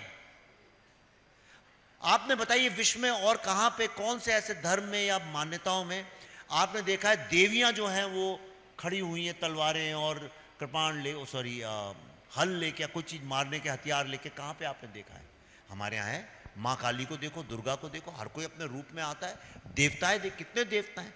वो ये है कि जब राक्षस सामने हो तो आपको अलग रूप करना पड़ता है। शिव तो आदि योगी हैं, योगी मतलब शव, शव नाम से निकला है। लेकिन शिव भी जब उतरते हैं तो आप देखिए पूरी दुनिया को भस्म करने की ताकत रखते हैं। दोनों ताकतें होनी चाहिए। युवा हो तुम लोग, मैं अपने जीवन के अनुभव से एक बात कह सकता हूं, सारी जिंदगी शिव की तरह बिताओ, शव की तरह से, लेकिन जब वक्त आए तो अपने अंदर की शक्ति दुर्गा को जगाओ, उसको मरने मत दो। गांधी जी ने यह किया था कि अंदर का जो दुर्गा है, जो शक्ति है, कहा था इसको खत्म कर लो, आत्महत्या कर लो, और मेरे ख्याल से वो गलत बात थी। एनीवे, तो ये इसका परिवेश। मैं उधर इसलिए नहीं जाना चाह रहा हूँ क्योंकि मैं चाहता हूँ कि आप लोग इस फिल्म को देखें, और देखने से पहले एक बार गूगल पे जाकर डायरेक्ट एक्शन डे के बारे में थोड़ी सी जानकारी ले लीजिए, तब फिल्म देखने जाइए तो आपको कॉन्टेक्स्ट समझ में आएगा कि आप क्या देख रहे हैं। दूसरी बात, अगर आप शिमलर्स लिस्ट देख सकते हैं, लाइफ इज ब्यूटीफुल देख सकते हैं, तो ये आपको देखना चाहिए कि हम क्या भुगते हैं या ये देश क्या भुगता है। हम का मतलब मैं किसी एक ग्रुप की बात नहीं कर रहा हूँ, ये देश क्यों भुगता है। लेकिन जब मुझे याद दिला के बताना पड़ता है कि आप ये देखने जाइए, तो ये बंगाल का ये मेमोरी लॉस क्या है। मतलब आप देखिए कि हमारे परिवार में भी अगर कुछ ऐसी बातें रही हैं, जब खिलजी का आक्रमण हुआ था, बख्तियार खिलजी का बिहार में, तो हमारे परिवार की भी कुछ कहानियां रही हैं उसमें, और तब से लेकर आज तक उस कहानी को मेरे घर में जिंदा रखा गया है, कि इस बात को जिंदा रखा गया है। मैं अपनी बेटी को भी वो कहानी सुना चुका हूँ। ये बंगाल का मेमोरी लॉस क्या है। अचानक से लगता है, मैं भी वहीं से ग्रेजुएशन किया हूँ, मैं रहा हूँ वहाँ पे, अचानक से लगता है कि ऐसा कुछ हुआ ही नहीं था यहाँ पे ऐसा। तो ये बंगाली कैरेक्टरिस्टिक्स है, ये कोई कम्युनिटी कैरेक्टरिस्टिक्स है, या ये पूरे देश का प्रॉब्लम है। नहीं, इसका कारण राजनीतिक है। राजनीतिक इसलिए है कि कांग्रेस का बहुत विरोध हुआ था बंगाल में, इसलिए उस आवाज को दबाने की एक डिजाइन तरीके से कोशिश की गई, नंबर 1। दूसरा क्या हुआ कि भाषा की भी एक समस्या हो गई। लेकिन मेमोरी लॉस बंगाल में नहीं है। हमारी फिल्म तो बंगाली लोग तो तड़प रहे हैं देखने के लिए, उसको बैन इसलिए तो किया गया है। मेमोरी लॉस होता तो उसे बैन नहीं किया जाता, तो इसलिए उसको बैन किया गया है। ऐसा कुछ भी नहीं है। लेकिन ऐसा अभी रिस्पांस कैसा है बंगाल में, चलने दिया जा रहा है कि नहीं? मैं जा रहा हूँ परसों दिखाने। मैं भी लड़ने वालों में से हूँ, हारने वालों में से नहीं। हारना है नहीं, जो जिसकी परमिशन मिल गई है वो तो परमिशन नहीं मिली किसी चीज।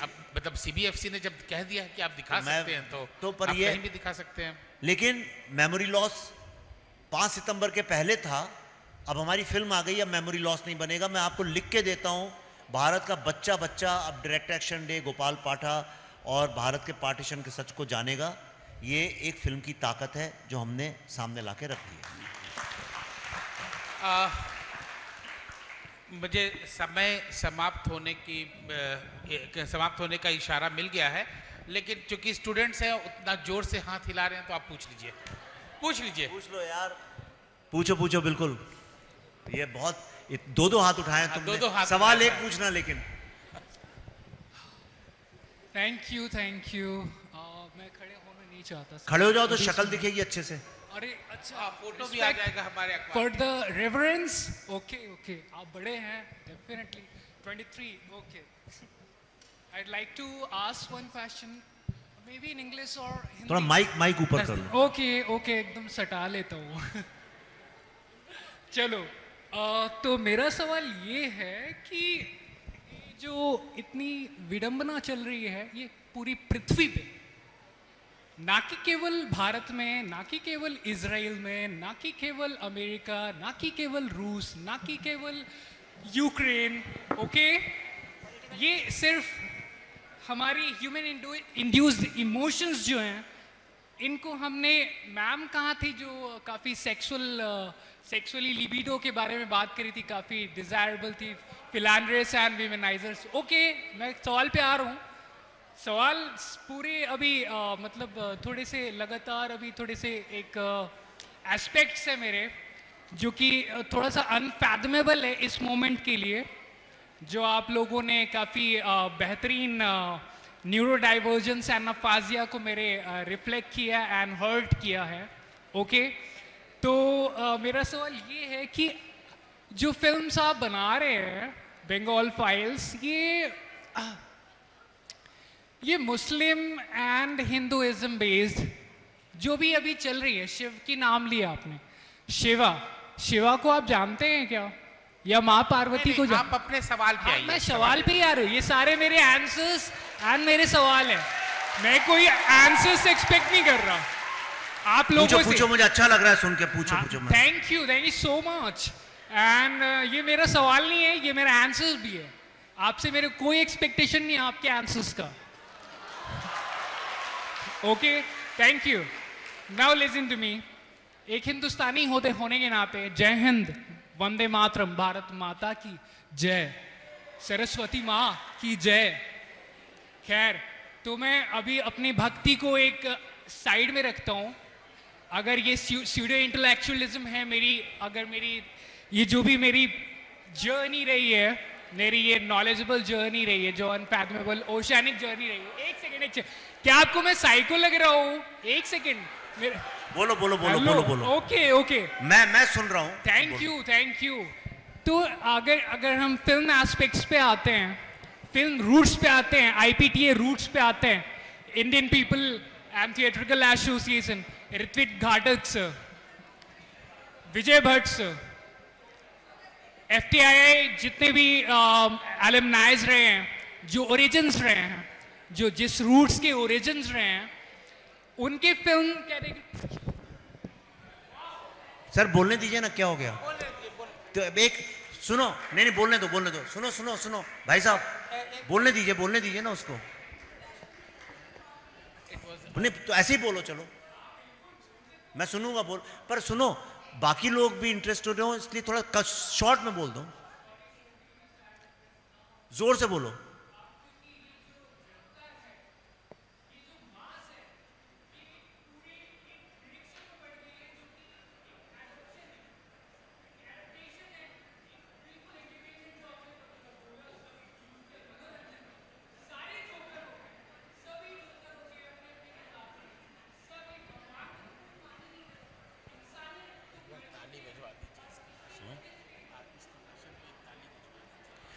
नहीं मैं बोल लिया, मैं समझ गया तुम क्या कह रहे हो, मैं तुम्हारे जज्बे को समझ गया बेटा, कद्र करता हूं तुम्हारे जज्बे की। एक बार इनके लिए जोर से तालियां बताइए। ये मैं चाहता था इस तरह से स्टूडेंट्स खड़े होकर मैं भी तुम्हारी तरह सवाल पूछता था, लेकिन मैं तुम्हें एक बात बताता हूं, जब तुमने कहा सरस्वती भक्ति का विषय नहीं है मेरे लिए। मुझे लगता है सुनो मेरी बात सुनो, खत्म, 1 सेकंड लगेगा। सरस्वती भक्ति का विषय नहीं है, सरस्वती मेरे लिए एक सिंबॉलिज्म का विषय है, सिंबॉलिज्म का। या सरस्वती जब हम बोलते हैं एक शब्द में हम कला साहित्य को लेके आते हैं। मेरा ऐसा मानना है कला और साहित्य जो है, जो हमें जानवरों से क्या चीज अलग करती है, कला और साहित्य। और कला और साहित्य जो है, संगीत कला और साहित्य, 3 चीजें एक सोसाइटी का सोल होता है। और सोल जो है उसको आप डिवाइड नहीं कर सकते लेफ्ट और राइट में। हर किसी को जब तक ऑल्टरनेट ट्रूथ सामने नहीं आएंगे तब तक आप पूर्ण सत्य कभी समझेंगे नहीं। Thank you. वो भी सही है, ये भी सही है, और तुम भी सही हो। सत्य क्या है किसी को नहीं पता। जो कहता है मुझे सत्य पता है वो सबसे बड़ा अज्ञानी व्यक्ति है। बहुत बहुत शुक्रिया सर। मुझे भी नहीं पता सत्य क्या है। जो तुम FTI के लोगों की बात कर रहे हो उनको भी नहीं पता सत्य क्या है, और तुमको भी नहीं पता सत्य क्या है। हम सब अंधों के हाथी हैं। बहुत बहुत शुक्रिया। ठीक है, हम सब 5 अंधे हैं जो हाथी को डिस्क्राइब कर रहे हैं। मुझे लगता है लेकिन हाथी है, इसमें किसी को संदेह नहीं है। ठीक है, बाकी की बात अपन बाहर करेंगे। एक जोरदार तालियां तो होनी चाहिए एक बार। विवेक जी, आप इतने विस्तार से बात किए और मुझे सवाल पूछने का मौका दिया, बच्चों के सवालों को आपने लिया, बहुत बहुत शुक्रिया। आपकी फिल्म के लिए बहुत शुभकामनाएं। मैं इस वीकेंड पे आपकी फिल्म देखने जा रहा हूं, और मैं आपसे भी अनुरोध कर रहा हूं, मैं आप लोगों से रिक्वेस्ट कर रहा हूं कि इस फिल्म को जरूर देखिए, क्योंकि कई बार ऐसा होता है कि हमें अंधेरे कोने में बैठ के भी अंधेरा देखना चाहिए। तो ये बातचीत को हम यही समाप्त करते हैं। हमारे बीच में चेतन भगत जी भी आ गए हैं, और अब भगत सर की क्लास लगेगी। उससे पहले धन्यवाद। मैं सत्र के वक्ताओं से अनुरोध करूंगी